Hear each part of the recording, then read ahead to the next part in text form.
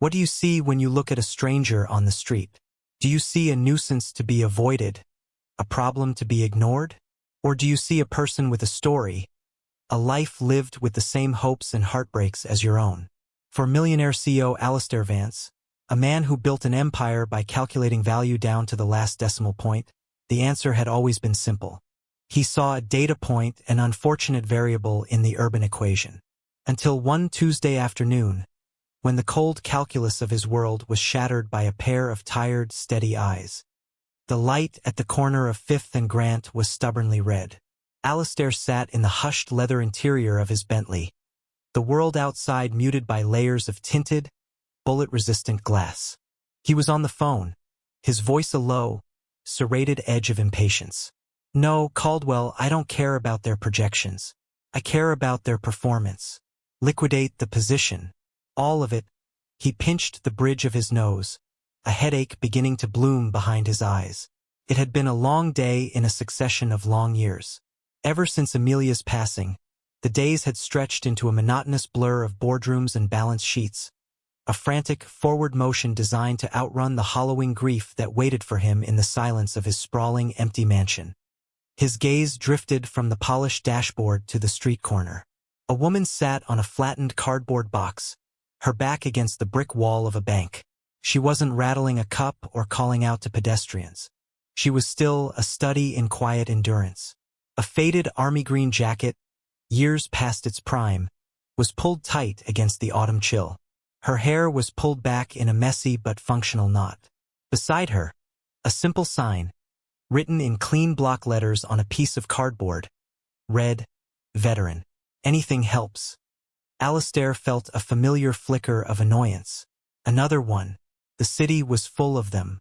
But something held his gaze. It was her posture. Straight, not slumped.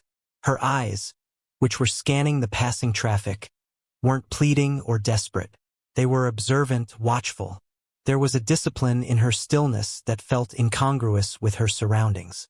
He saw her track a swooping pigeon with the practiced ease of a soldier scanning a perimeter. For a fleeting second, their eyes met through the tinted glass.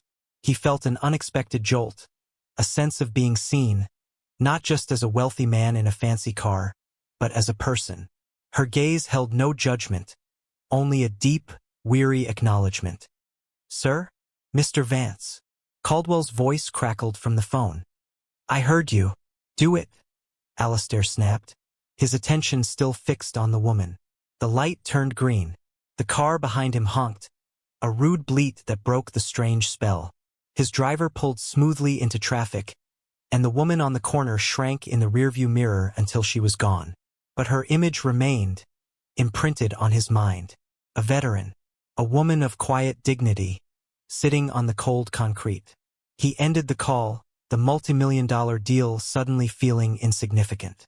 In a world of calculated risks and predictable outcomes, he had just encountered a variable he couldn't explain, and for the first time in a very long time, he felt a stirring of something other than grief or ambition. He felt curiosity, and he was a man who always followed his curiosity. That night, the silence of his home was louder than ever. The clinking of his fork against the plate echoed in the cavernous dining room. Across the table, his two children, 10-year-old Leo and 6-year-old Mia, pushed food around their own plates. Leo's face was buried in a book, his shoulders hunched in a permanent defensive crouch. Mia was humming softly to her stuffed bunny, Barnaby, who was propped up against a water glass. They were good kids, but they were adrift. Their mother had been the sun they orbited. Alistair, busy building his empire, had always been a distant, benevolent moon. Now the sun was gone, and he didn't know how to generate his own light. He had tried. He'd hired the best nannies from the most exclusive agencies. They came with glowing resumes, degrees in child psychology, and impeccable references. And one by one they had failed. They couldn't penetrate the bubble of grief that surrounded his children. They couldn't coax a genuine smile from Mia or engage Leo in a conversation that wasn't a series of monosyllabic grunts. They managed the children's schedules, but they couldn't reach their hearts. The image of the woman on the corner returned to him, the discipline in her posture, the steadiness in her eyes. It was a long shot, a crazy, irresponsible impulse. But the polished resumes had failed. Maybe what his children needed wasn't another perfect professional. Maybe they needed someone with grit. Someone who understood what it meant to endure. The next day, Alistair did something he hadn't done in years. He cleared his afternoon schedule. He told his assistant, a perpetually flustered young man named Peterson, to find out which local shelters and soup kitchens served the area around 5th and Grant. It was a strange request, but Peterson, long accustomed to his boss's eccentricities, simply nodded and got to work. An hour later, Alistair had a short list. His plan was vague, a half-formed thing born of desperation. He told his children they were going to volunteer. "It's for a company initiative," he said, the lie tasting like ash in his mouth. He hated corporate-mandated philanthropy, the sterile photo ops designed to project an image of compassion. But today it was a convenient cover. Leo groaned. "Do we have to?" "Yes," Alistair said, his tone leaving no room for argument. He chose St. Jude's Community Kitchen, a humble basement operation run by a no-nonsense nun named Sister Agnes. The air was thick with the smell of simmering stew and bleach. Alistair, dressed down in jeans and a cashmere sweater that was still worth more than most people's rent, felt deeply out of place. His children clung to him, their eyes wide with uncertainty. And then he saw her, the woman from the corner. Her name, he would soon learn, was Clara. She was standing by a large stainless steel sink, methodically scrubbing potatoes, her movements efficient and precise. She wore the same green jacket, but her hair was tied back neatly under a hairnet. She didn't look up, her focus entirely on the task at hand. Sister Agnes assigned Alistair and the children to ladle soup into bowls. Alistair was clumsy, splashing the hot liquid onto the counter. Leo was sullen, refusing to make eye contact with the people in line. Mia stood frozen, clutching Barnaby the bunny so tightly her knuckles were white. A man with a shaking hand reached for his bowl, and it slipped, clattering to the floor. Soup splashed everywhere, including onto Mia's shoes. She let out a small, terrified gasp. Before Alistair could react, Clara was there. She hadn't seemed to be watching, but she moved with an instantaneous, quiet competence. She knelt, ignoring the mess. Her voice was low and calm. "It's okay. It's just soup." She used a rag to wipe Mia's shoes, her touch gentle. Then she looked at the trembling bunny in Mia's arms. "Is Barnaby all right?" she asked, her tone serious, as if the bunny's well-being were a matter of national security. Mia, who hadn't spoken a full sentence to a stranger in a year, nodded shyly. "He got scared," she whispered. "Of course he did," Clara said, her eyes soft. "It was a loud noise. Soldiers get scared of loud noises sometimes, too. The important thing is to make sure your squad is okay." She gave Barnaby a gentle pat on the head. "Looks like he's fine. You're a good commander, keeping him safe." A tiny smile touched Mia's lips. From his post at the soup pot, Leo watched the entire exchange, his usual cynicism momentarily forgotten. Alistair felt something shift inside his chest. This woman, with nothing to her name, had connected with his daughter in 2 minutes, accomplishing what a team of expensive professionals had failed to do in a year. Later, as they were cleaning up, Mia dropped Barnaby. The bunny, already well-loved and slightly grubby, landed in a puddle of dirty water. Mia's face crumpled, tears welling in her eyes. Alistair started to move toward her, but Clara was there first. She picked up the bunny, her expression solemn.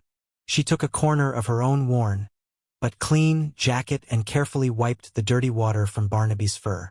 "There we go, soldier," she murmured, handing the bunny back to Mia.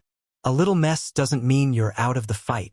Mia hugged the bunny, her eyes fixed on Clara with pure adoration. Alistair knew, in that moment, that his impulsive idea wasn't crazy at all. It was the sanest thought he'd had in years. He needed to know more. He needed to see if this quiet strength was real. The test had begun. Alistair waited until Clara's volunteer shift was over.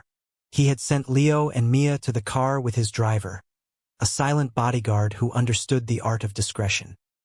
He approached Clara as she was putting on her jacket, the same faded green one that seemed to be her only protection against the world. He had changed out of the Bentley and was leaning against a nondescript sedan he kept for just such occasions. He tried to appear casual, unassuming. "Excuse me," he said. Clara turned. Her eyes, which had been so soft with Mia, were now guarded, assessing him in a quick, professional sweep. "Yes. I saw you in there. You're good with kids," he said, the words feeling clumsy. "My housekeeper called in sick. An emergency. My house is a disaster, and I have an important meeting there tomorrow. I know this is a long shot, but I'd pay you well for a few hours of work. Cash." She studied his face, her gaze unwavering. He could see the flicker of suspicion, the calculation. She was vulnerable and she knew it, but he also saw a flicker of need. "What kind of work?" she asked, her voice even. "Just cleaning. Kitchen, living room. Straightening up. I have 2 children, the ones from before. They'll be there, but they mostly keep to themselves." She was silent for a long moment. He could feel her weighing the risk against the reward. "All right," she said finally. "Where is it?" He gave her the address to his mansion, a place so grand it had a name. The Crest.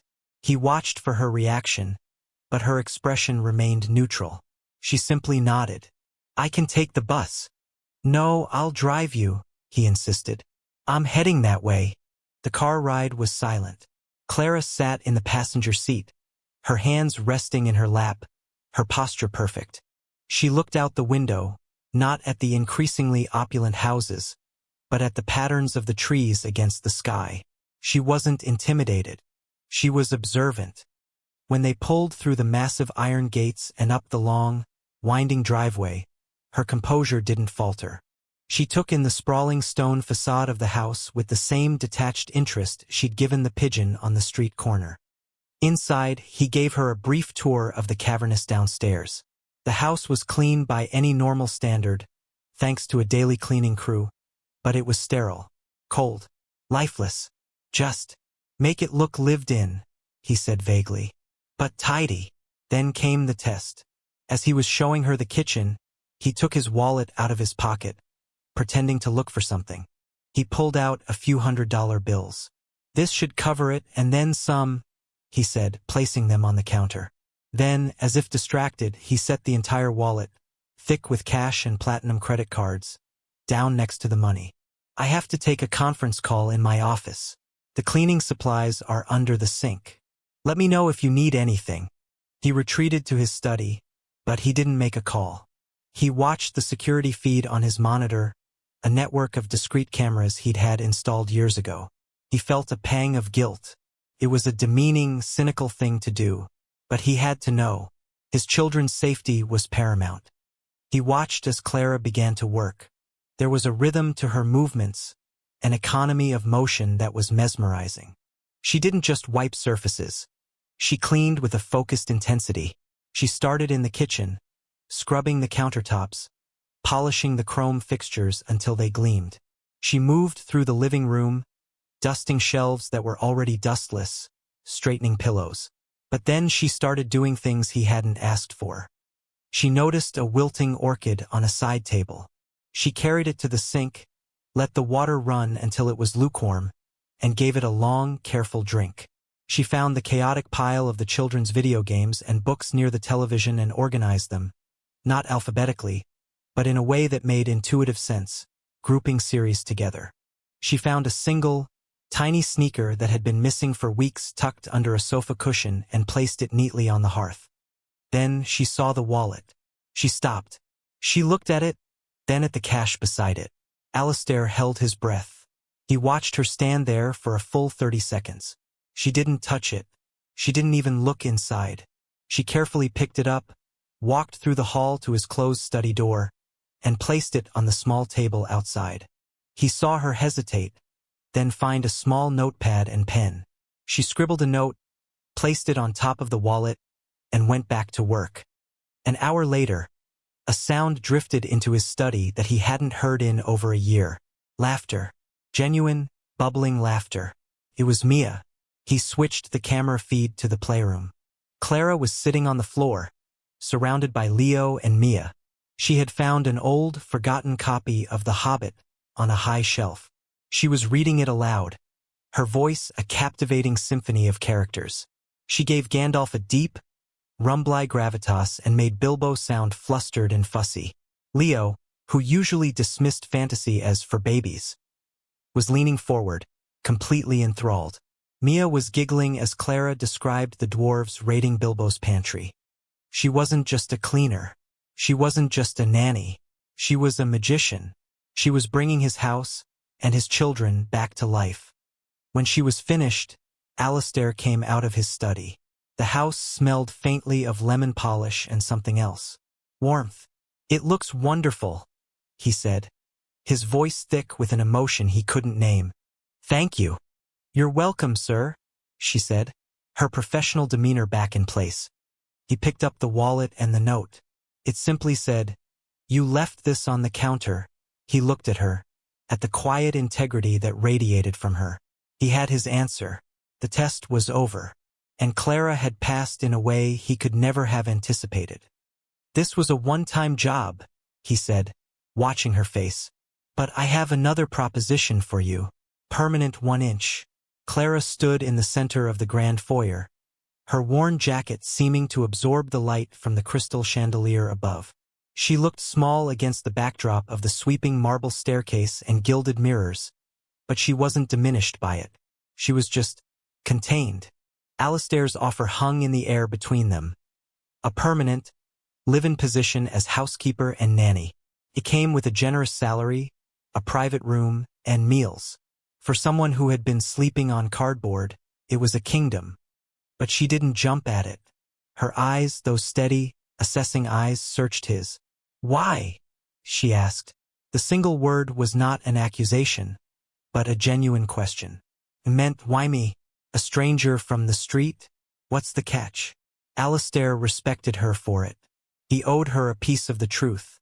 "My children," he began, his voice softer than he intended. "They're disconnected. Since their mother passed away, I haven't been able to reach them. The nannies I've hired, they just go through the motions. Today, with you, I heard my daughter laugh. I saw my son listen. That's worth more to me than any polished resume." Clara's gaze softened with understanding. She glanced towards the playroom, where the sound of a video game had replaced the story. "Grief is a tricky enemy," she said quietly. "It doesn't fight fair. It digs in and fortifies its position. You can't launch a frontal assault." "You were a soldier," Alistair stated, more than asked. She gave a slight, almost imperceptible nod. 82nd Airborne. Medical Corps. Her eyes took on a distant look. "I was good at patching people up. But some wounds, they're not on the surface. When I came back, the world felt too loud, too fast. Keep spinning, but you feel like you're standing still. It's easier to just step away from it." She didn't offer details of a specific trauma or injury. She didn't need to. In her quiet summary of dislocation, he heard the echo of his own profound sense of being unmoored. He found himself being vulnerable in return, a rare and uncomfortable state for him. He gestured to a large, silver-framed photograph on the mantel. It was of a radiant woman with a dazzling smile, her arms wrapped around a much younger Leo and Mia. "Amelia. They miss their mother," he said, his voice cracking slightly. "And I don't know how to fix it. I only know how to work." Clara looked at the photograph, her expression one of deep empathy. "You can't fix it," she said gently. "You can't patch a memory. All you can do is build something new around the hole it left. Something strong enough to stand." It was the most honest advice he had received in 2 years. "Will you stay, Clara?" he asked, his voice now a quiet plea. "Will you help us build?" She looked at the photo of the smiling woman, then at the grand, empty house, and finally, back at him. "Yes," she said. "I'll stay." Her room was in a quiet wing of the house. It was larger than any apartment she'd ever had, with a soft bed and a private bathroom. But she brought very little with her to fill it. Her worldly possessions fit into a single duffel bag. There was a neatly folded American flag, presented to her at her honorable discharge. There were a few dog-eared photographs. One of a smiling young woman who looked like her sister, she would later explain, lost to an illness years ago, and another of her unit in Afghanistan, a group of tired, grinning faces in the desert sun. And there was a small, cloth-bound book, its pages softened and stained with age. It was a recipe book, handwritten in a looping cursive by her grandmother. It was filled with recipes for simple, comforting things: buttermilk biscuits, chicken and dumplings, apple crumble. It was the only piece of her family, of her history, that she had managed to hold on to. As she placed it on the nightstand, the sterile guest room began to feel, just a little, like a place she could be. The house had a new heart, and it was just beginning to beat. Clara's presence changed the atmosphere of the house almost immediately. It was a gradual transformation, a slow raising of the temperature from Arctic to temperate. The first thing that changed was the smell. The sterile scent of industrial cleaning products was replaced by the warm, wholesome aroma of baking bread. Clara had found the grandmother's recipe book, and with Alistair's permission, she began to use the state-of-the-art kitchen for more than just reheating caterer-prepared meals. One afternoon, Alistair came home from work, worn down by a day of hostile negotiations, to the scent of cinnamon and apples. He followed it to the kitchen to find Clara and Mia standing on a stool, their hands dusted with flour, cutting shapes out of a sheet of pastry. "We're making an apple crumble," Mia announced, her face beaming with a pride she usually reserved for a new high score on a video game. "It's a secret family recipe." Clara smiled. "The secret is extra butter." That evening, they ate at the small table in the kitchen instead of the echoing dining hall. Alistair took a bite of the warm crumble, and the simple, honest flavor was a revelation. Tasted like home. Tasted like something real. He watched his children devour their portions, their faces alight with simple pleasure. Clara established routines. They were not the rigid schedules of the previous nannies, but gentle, predictable rhythms that made the children feel secure. Homework was to be completed between 4 and 5 o'clock. "Consider it your daily briefing," she'd tell Leo. "Then we can authorize pillow fort construction in the living room." The military analogies made Leo roll his eyes, but he complied without his usual arguments. He secretly liked the structure. She discovered Leo was struggling in his English class. He was a bright boy, but long passages of text intimidated him. He would guess at words rather than sound them out, his frustration quickly mounting into a wall of defiance. One evening, Clara sat with him. She didn't condescend or get impatient. "Reading is like reconnaissance," she said, tapping the page. "You can't just charge in. You have to survey the terrain. Let's break this paragraph down into smaller units."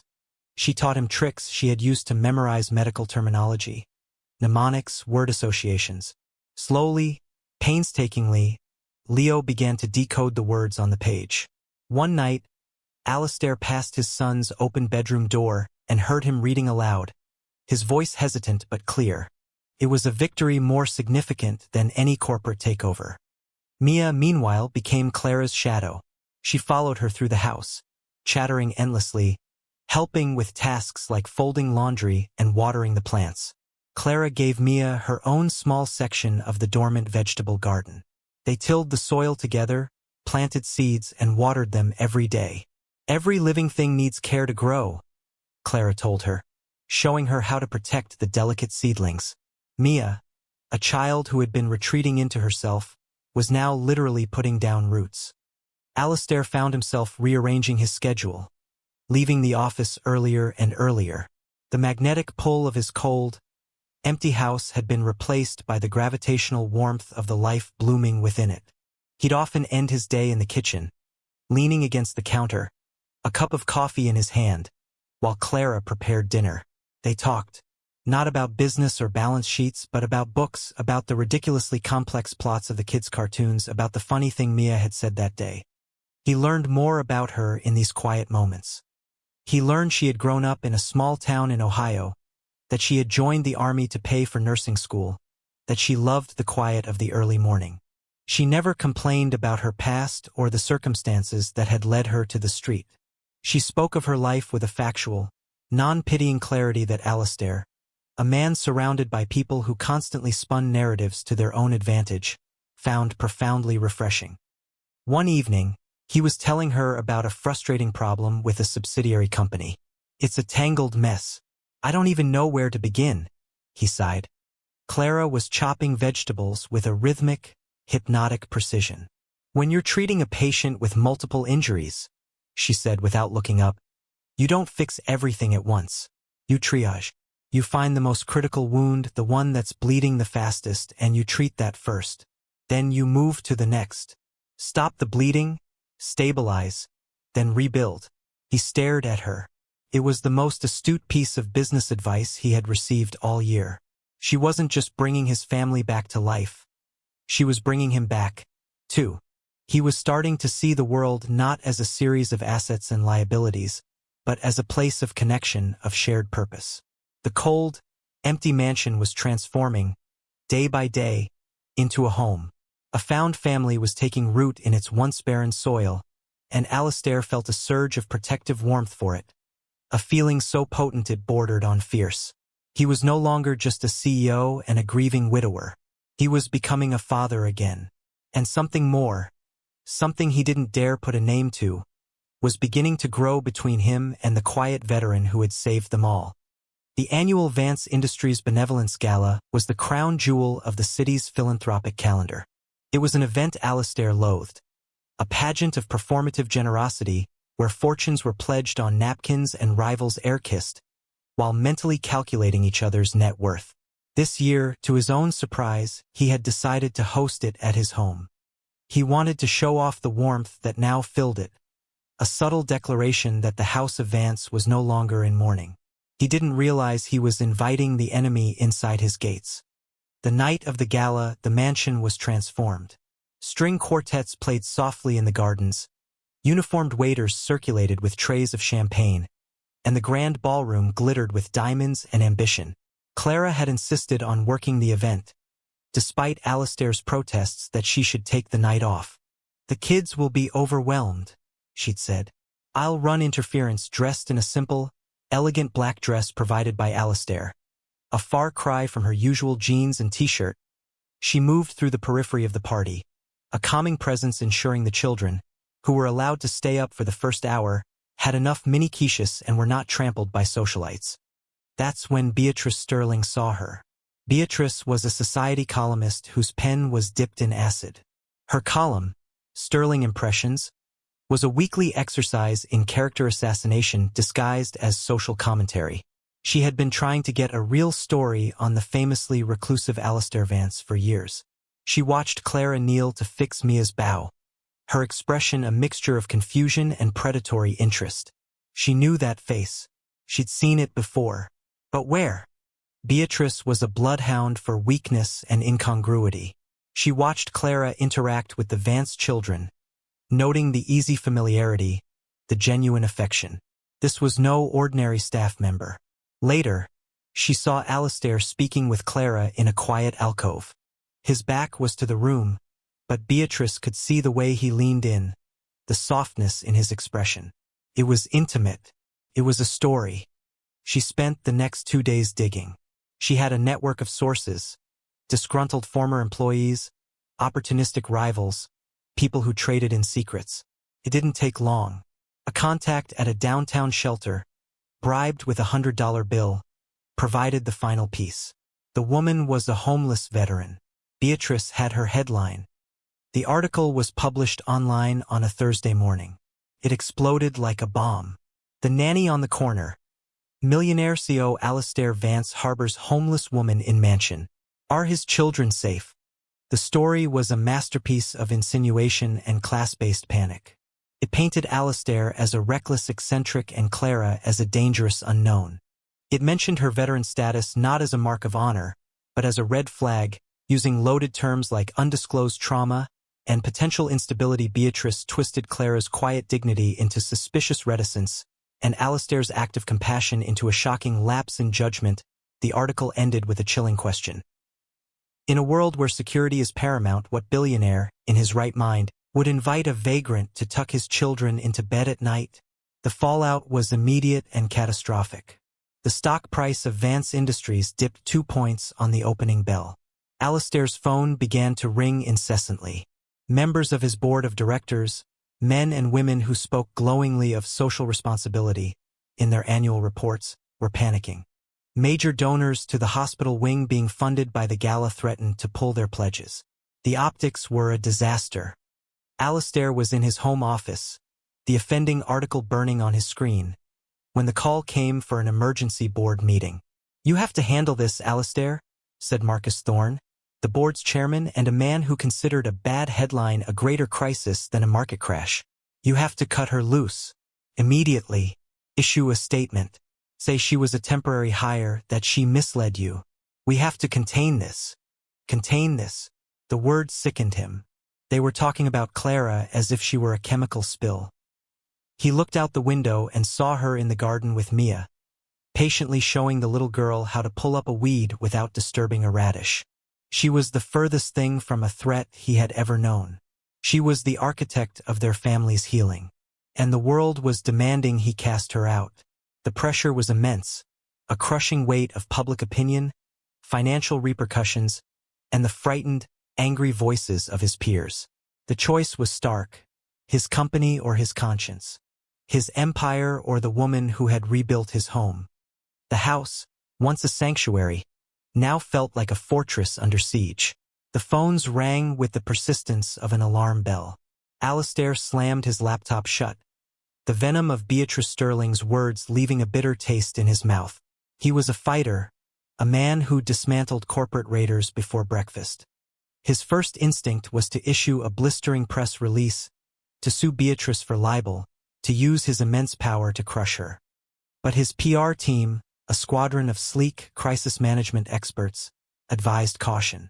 "Don't punch down, Mr. Vance," their leader had said in a maddeningly calm voice. "It makes you look defensive. The narrative is already set. You need to get ahead of it. A clean break is the only way." The emergency board meeting was a bloodletting, held via a secure video conference. The faces of his board members were a gallery of panic and recrimination. "Alastair, what were you thinking?" Marcus Thorne demanded, his face flushed. "Our family-friendly brand image is in tatters." "She passed the most rigorous background check I could devise," Alastair retorted, his voice dangerously low.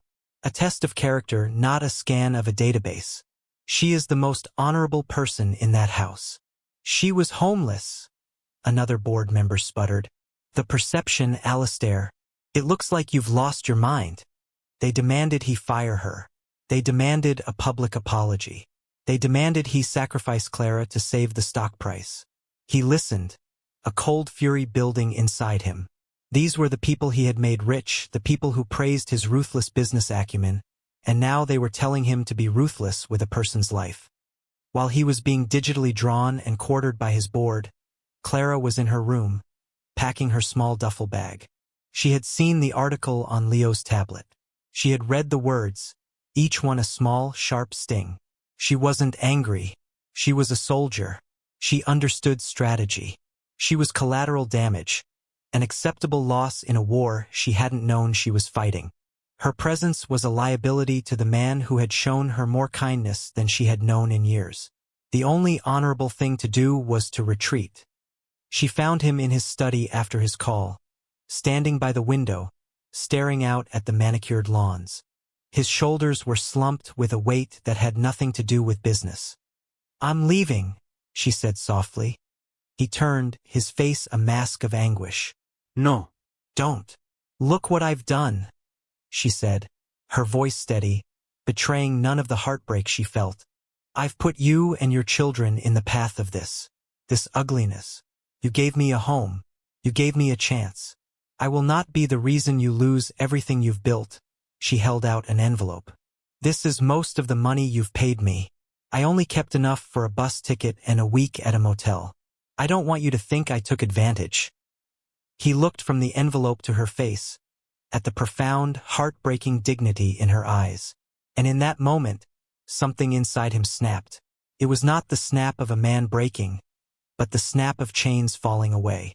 The stock price, the board, the donors, Beatrice Sterling, they all faded into irrelevant noise.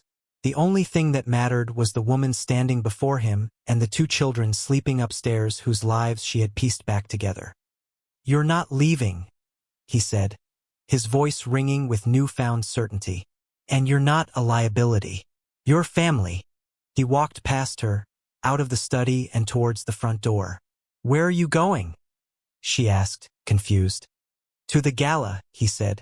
The cleanup crew was still there, dismantling the party. They were supposed to have a guest speaker tonight. He canceled. "I'm going to give a speech." He didn't call his PR team. He didn't write any notes. He walked into the near-empty ballroom where a few journalists and event staff lingered, vultures picking at the bones of the party. He stepped onto the stage, took the microphone, and waited for the room to fall silent. "Good evening," he began, his voice calm and clear. "There's been a lot of talk today about my judgment, about a decision I made for my family.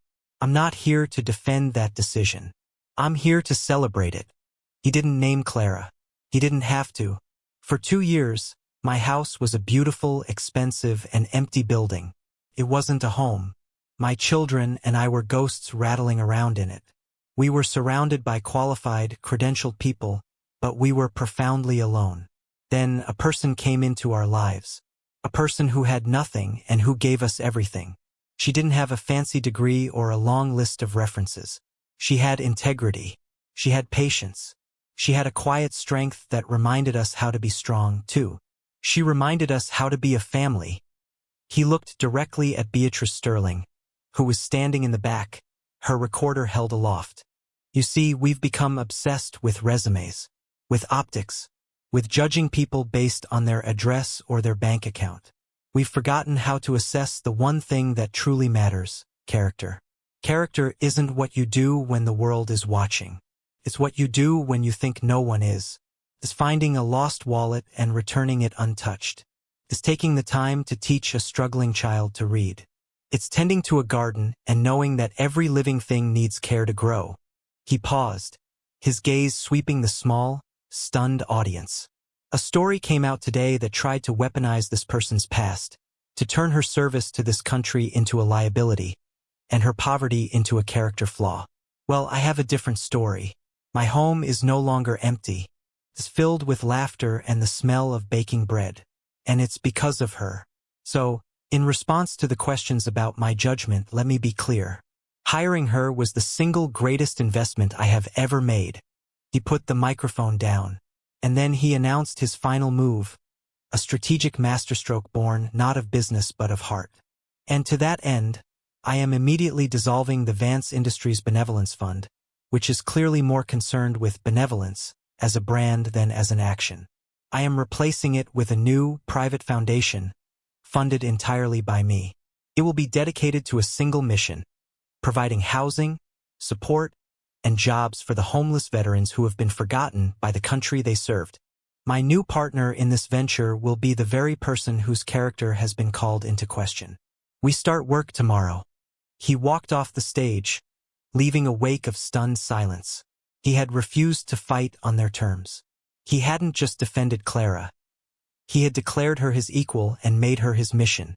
He had chosen his values over his valuation.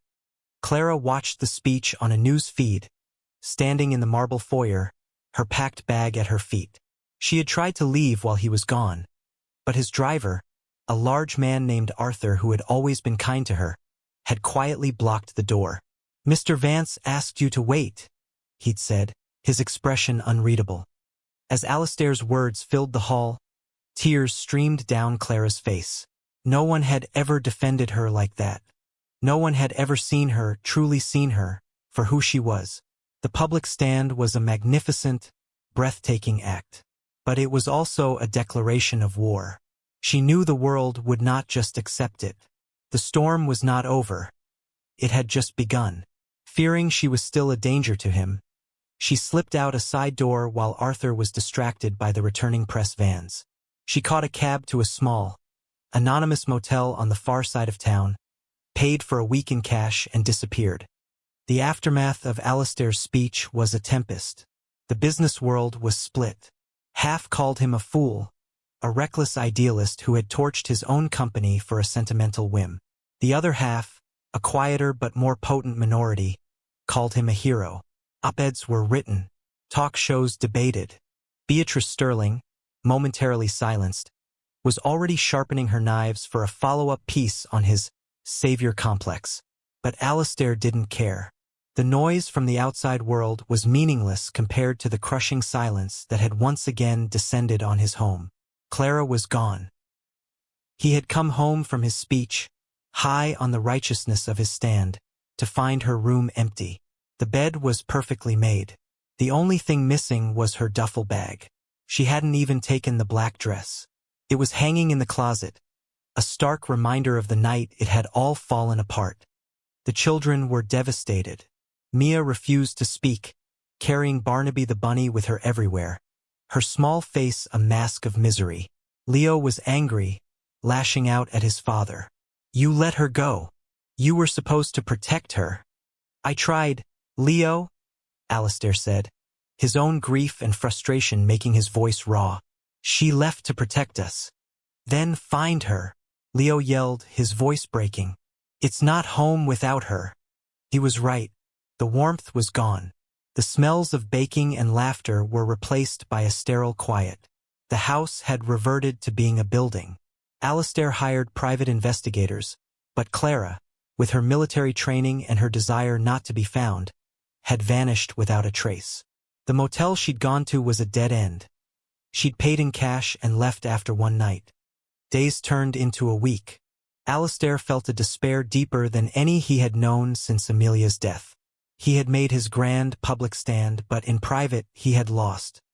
It was Leo who finally broke the impasse. He had been quiet for 2 days, shut in his room. Alistair, fearing he was sinking back into his shell, finally went to check on him. He found his son not reading or playing video games, but drawing. He was working with a fierce concentration, colored pencils scattered around him. On the paper was a picture. It was a little crude, but the intent was clear. It was a drawing of a house, their house. On the front lawn stood 5 figures. A tall man, a small girl holding a bunny, a boy, and a woman with kind eyes in a green jacket. In the sky above, Leo had drawn a smiling sun. It was their family. He turned the drawing over. On the back, in his careful, newly confident handwriting, he had written a message. "Our home isn't a home without you. The garden needs you. Barnaby needs you. We need you. Please come back. Your soldier, Leo." He showed it to his father. "We have to give this to her," he said, his voice determined. "I don't know where she is, Leo," Alistair said, his heart aching. "Yes, you do," Leo insisted. "You just have to think like her.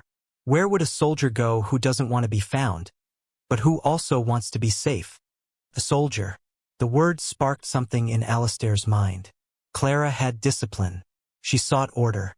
She wouldn't just be drifting. She would find a place with structure. And she wouldn't go far. She would want to know from a distance that they were okay. He thought about the places they had driven past, the conversations they'd had. He remembered her mentioning a small library near a Veterans Assistance Center, a place she used to go to get out of the cold, a place that was quiet and orderly. It was a long shot, but it was the only one he had. He took the kids out of school. "We're going on a mission," he told them. They drove to the part of town where the center was located. Took them an hour of searching, but they finally found the library. It was a small, brick building, quiet and unassuming. Alistair's heart was pounding. He was terrified of being wrong, of seeing the hope in his children's eyes extinguish. He was also terrified of being right. What if she wouldn't come back? What if she believed she was doing the right thing by staying away? He parked the car. "Wait here," he said, but Leo shook his head, clutching his drawing. "We're your squad. We go with you." The 3 of them walked up the steps and into the hushed quiet of the library. They walked through the stacks, past people reading at carols. And then, in a corner chair, facing a window that looked out onto a small park, they saw her. She was reading a book, her face thinner, her eyes tired, but it was her. Alistair froze, the words he had rehearsed vanishing from his mind. But Leo didn't hesitate. He walked straight up to her, his small shoulders squared. Clara looked up, her eyes widening in shock as she saw the boy. Before she could speak, Leo held out the drawing. "We brought you this," he said, his voice trembling only slightly. Clara took the paper, her hands shaking. She looked at the drawing of the 5 figures under the smiling sun. Then she turned it over and read the message.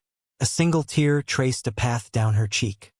At that moment, Mia, who had been hiding behind her father, ran forward. She didn't say a word. She just wrapped her arms around Clara's legs and hugged them tight, burying her face in the coarse fabric of her jeans. "We miss your stories," she whispered into the denim. Clara looked up from the children to Alistair, who stood a few feet away, his face etched with a vulnerable, desperate hope. He hadn't come with demands or pronouncements. He had come with his children. He had come with their shared heart in his hands. Her own heart, which had been in a defensive crouch for a week, finally stood down.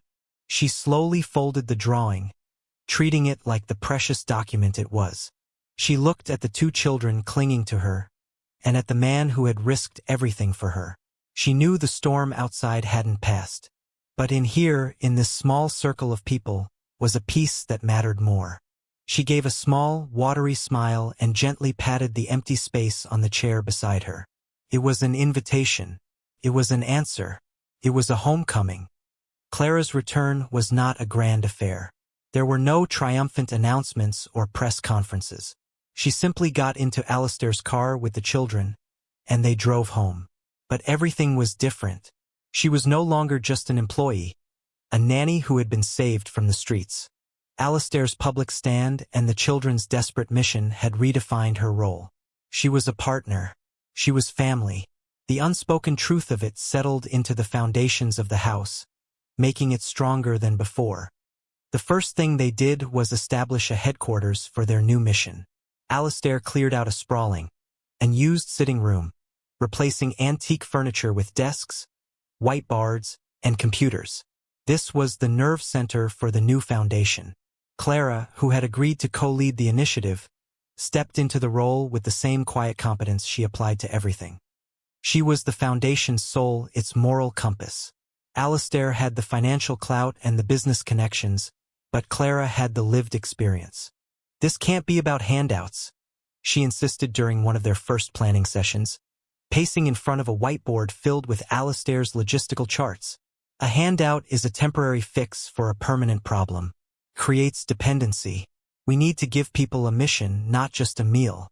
A purpose, not just a place to sleep." Her insight was invaluable. She knew the bureaucratic nightmares veterans faced. She knew that job training was useless without reliable transportation and childcare. She knew that mental health support had to be accessible and destigmatized. They spent their days working side by side, a study in contrasts. Alistair, with his sharp suits and decisive commands, mapping out budgets and legal frameworks. Clara, in her simple jeans and t-shirt, sketching out program flows, her focus on the human element. They interviewed dozens of veterans, not in a stuffy office, but in coffee shops, parks, and shelters. Clara would speak to them first, her shared experience creating an instant bond of trust. She would listen to their stories, her expression one of unwavering empathy and respect. Then Alistair would talk to them, not as a billionaire benefactor, but as a man genuinely asking, "What do you need to get back on your feet? How can we help you find your next mission?" Their bond, forged in the crucible of family grief and public scandal, deepened in the quiet hours of shared work. The lines between their professional and personal lives blurred. Their late-night strategy sessions in the new office often bled into conversations in the kitchen over a shared pot of coffee. They talked about the people they had met that day, their frustrations and their small victories. One night, they were working on a proposal for a transitional housing project. Alistair was frustrated, tangled in zoning laws and building permits. "This is impossible," he sighed, running a hand through his hair. "It's easier to build a skyscraper in Manhattan then a 12-unit apartment building for heroes. Clara put her hand over his on the table. It was a simple, instinctive gesture. "You're trying to win the war in one battle," she said softly. "We just need to win this hill." Then the next 1 inch she pointed to a line item in the budget. "Let's focus on this. The community kitchen component. We can get that started while the lawyers fight over the permits. A small victory. It'll build momentum." He turned his hand over and laced his fingers with hers. "You always know where to focus," he said, looking at her not as a CEO to his director, but as a man looking at a woman he deeply admired. The space between them was charged with an unspoken affection that had been growing for months. It was in the way he made sure she had a fresh cup of coffee in the morning, the way she saved him the last piece of apple crumble, the way they could communicate across a crowded room with just a look. Their shared mission to heal others was healing them too. They were building more than a foundation. They were building a life together, brick by brick, act by act. Months melted into a year. The foundation, which they named the Mission Forward Project, was a resounding success. The initial negative press had been drowned out by a flood of positive stories. Real stories of veterans getting jobs, finding homes, and regaining their sense of purpose.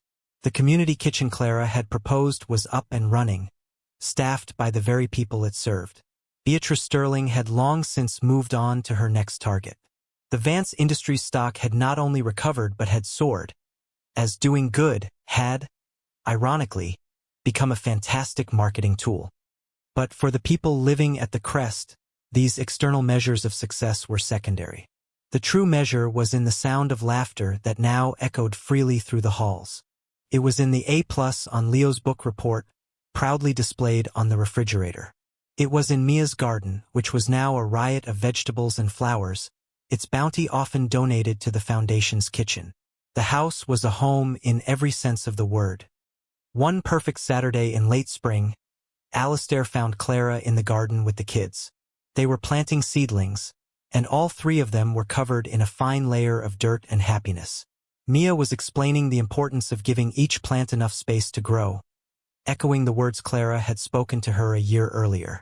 Leo was carefully labeling the rows with a focused intensity he once reserved only for video games.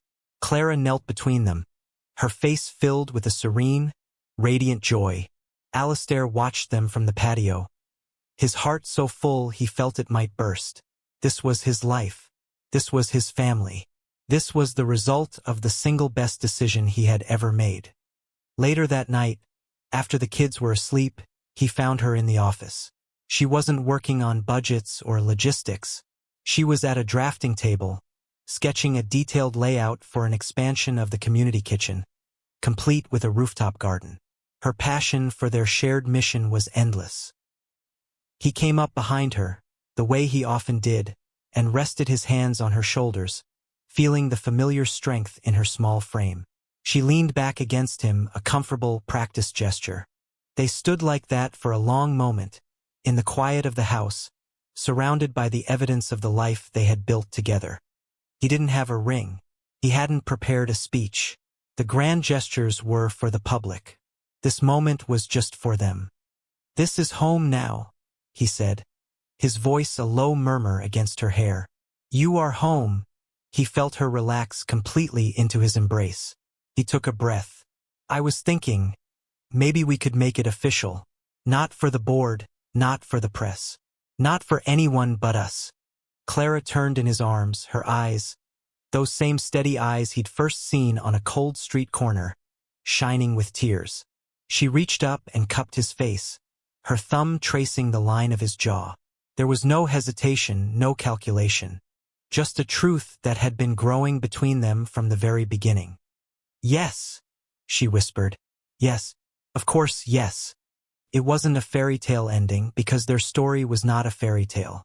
It was something more real, more profound. It was a story about the quiet, daily choice to see the humanity in another person, to offer a hand not out of pity, but out of respect. It was a testament to the fact that the greatest investments we can ever make have nothing to do with money and everything to do with grace. Sometimes the most shocking thing a person can do is to simply be kind, to look past the surface and see the story waiting to be heard. Who in your world needs to be truly seen today? Your one small act of recognition could be the investment that changes everything.